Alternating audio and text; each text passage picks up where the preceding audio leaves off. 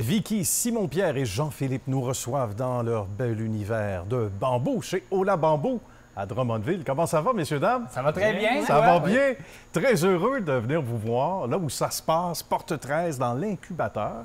Et c'est pas pour rien parce que ça n'a pas commencé dans l'incubateur, ça a commencé à la maison, Vicky. Oui, absolument. Raconte-nous. Ça a commencé chez nous quand on a commencé, dans le fond, ça fait presque 5 ans. Ben oui. On avait seulement la brosse à dents, puis tu sais, c'était vraiment à la maison. Là, dans le sous-sol, on avait nos premières brosses à dents. Notre première production, c'était 2000 brosses à dents. Puis on s'était dit, on va-tu en avoir pour le reste de nos jours à se brosser les dents? C'est ça. Puis finalement, 7 jours, puis on avait tout vendu. Donc là, on s'est dit, je pense qu'on tient de quoi. Oui, absolument, on tient quelque chose. Dans le sous-sol, on accumulait tellement de boîtes au fur et à mesure que Vicky, pour aller faire le lavage, elle devait déplacer des boîtes. On est un couple là, qui vit ensemble. Donc, il y avait tout le sous-sol était rempli de boîtes. Puis c'était ça notre première entreprise. Il fallait passer à travers les boîtes, les brosses à dents. Ouais. Comment est venue l'idée de faire des brosses à dents en bambou? Je veux vous entendre là-dessus.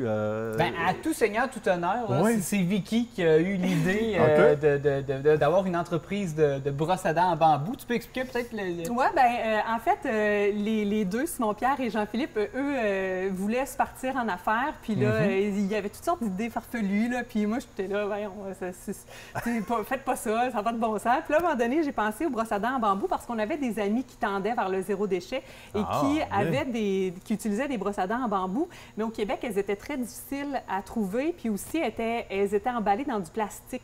Donc, c'était comme une chose et son contraire. Oui, vraiment.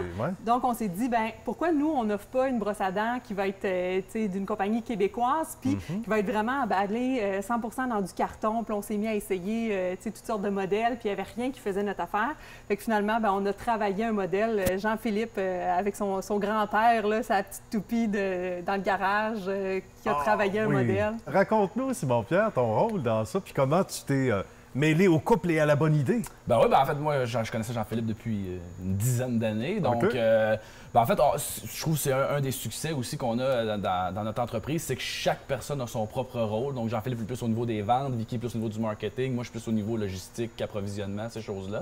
Donc, non, chacun a son département, puis ça va bien. C'est tout qui a monté le site web au départ. Là. Si on ne l'avait pas eu, là, on n'aurait pas pu faire grand-chose. C'est vrai, sans doute, puis pas juste avec ce qu'on a vécu ces derniers temps, mais ça devient la nouvelle norme, puis la vente en ligne et tout ça. Comment ça se passe, puis comment on a commercialisé ça? Parce qu'à partir du moment où on est sur les planches à dessin, que tout le monde y met du sien, chacun dans sa chaise, et le beau papa et tout ça, avec ça, à un moment donné, on se dit on a un plan de match, mais au-delà de l'espace où on travaille, on ne fournit plus, comme disait l'autre, mais là, il faut mettre ça en marché. Comment on a procédé sur les planches à dessin? Bien, en fait, on est allé étape par étape. On a commencé juste par le web. Puis ce qui est intéressant à commencer en faisant que des ventes en ligne, on était en 2016 à l'époque, c'est qu'on a beaucoup de feedback des clients. Donc, on a beaucoup de commentaires. C'est comme ça aussi qu'on réussit à ajuster notre produit. Quand on regarde la brosse à dents qu'on vendait en 2016 versus aujourd'hui, en 2021, l'emballage est différent. Il y a des modifications sur la brosse à dents. Donc, on s'est beaucoup amélioré à cette étape-là. Puis par la suite, on a fait l'émission Dans l'œil du dragon qui nous a vraiment beaucoup aidé au niveau de se faire connaître au Québec. Puis on a commencé aussi la grande distribution, donc de distribuer notre brosse à dents dans toutes les pharmacies du Québec, dans toutes les grandes bannières. Ça nous a donné vraiment un gros coup de main. Donc, les gens qui ne veulent pas passer par le web passent par un bon ami ou un meilleur ami ou une pharmacie et on va chercher ce qu'on veut. Et ça, c'est fascinant. On a le retour aussi de ces gens-là. Qu'est-ce qu'on vous dit là, parmi soit les grandes chaînes ou les pharmacies? Qu'est-ce qu'on entend? La réponse doit être très, très bonne en magasin aussi. Oui, en fait, autant les pharmacies qu'il y a aussi les petites boutiques.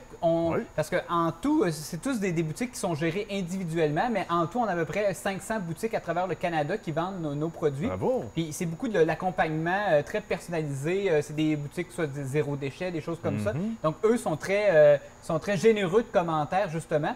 Puis on le fait régulièrement.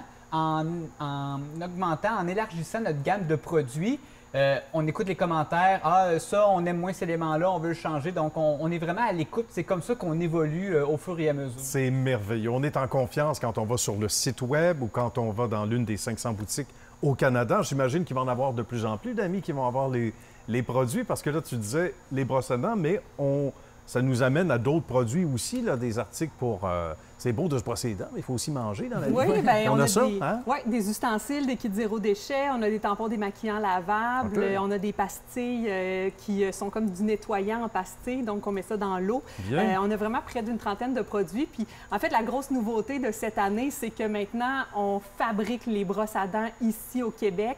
On est la seule brosse à dents fabriquée au Québec, c'est la brosse à dents au Même au Lavambou. Canada, il n'y en a pas plus. On est la seule compagnie canadienne. Fait qu'on a rapatrié la production ici là, depuis quelques mois. Puis ça, c'est vraiment là, le gros changement là, qu'on peut noter là, pour notre compagnie cette année. Puis on est vraiment, vraiment très fiers. Salutations à quelqu'un qui vous est cher et qui s'occupe de l'incubateur à Drummondville, dont tout le monde parle aussi.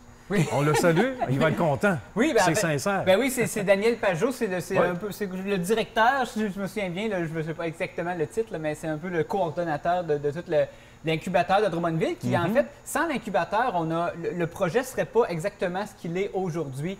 C'est vraiment un espace vraiment bien conçu pour les jeunes entreprises comme nous. C'est chapeauté par la Société économique de Drummondville. D'accord. Puis nous, en tout cas, on les remercie parce que c'est grâce à eux, ils contribuent vraiment au succès du rapatriement de la production au Canada. Bien, c'est un tremplin. C'est pour les vraies bonnes valeurs, comme toutes les belles valeurs que vous avez en matière écologique également. Bien, c'est trop court, 7 minutes, avec 3 personnes aussi intéressantes. Merci beaucoup à vous 3. Bravo et bravo à Ola Bambou et à tous ceux qui vont évidemment se procurer l'un de vos produits prochainement. À bientôt, les amis. Bien, merci. Bonne suite de succès. À bientôt.